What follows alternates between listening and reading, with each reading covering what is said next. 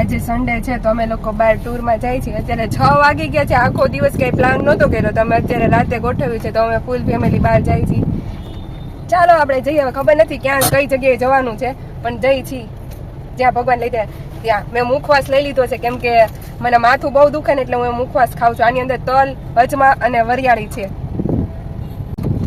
આવી જ રીતના અમે રોજ એટલે દર સન્ડે ક્યાંક ને ક્યાંક જતા જ હોય અને હું તમને બતાવીશ અમે કઈ કઈ જગ્યાએ જાય છીએ.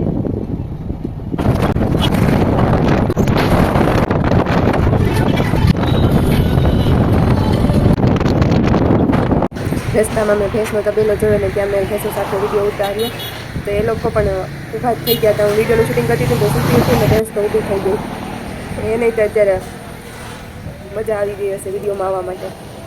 પછી મેં મસ્ત ત્યાંની સિનેરીનો ફોટો લીધો અને ત્યાં બહુ જ મજા આવી ગઈ અને વાતાવરણ ખૂબ જ સરસ હતું ત્યાંનું.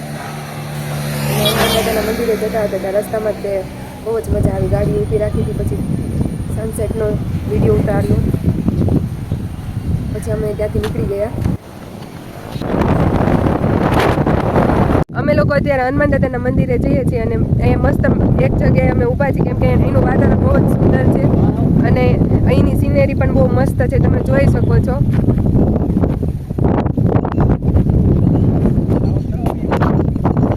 અમે લોકો અત્યારે કપાસિયા હનુમાન દાદા મંદિરે જાય છીએ અને તમે અહીંનું વાતાવરણ જો.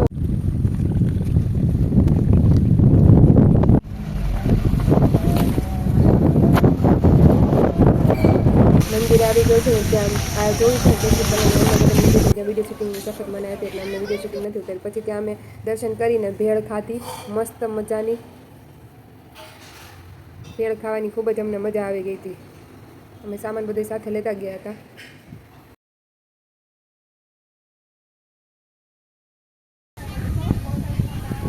સાંજ પડી ગઈ હતી પછી ત્યાં કોઈ હતું નહીં. પછી મંદિરેથી બધા જતા રહ્યા હતા. પછી અમે પણ મંદિરના દર્શન કરીને ત્યાંથી નીકળી ગયા.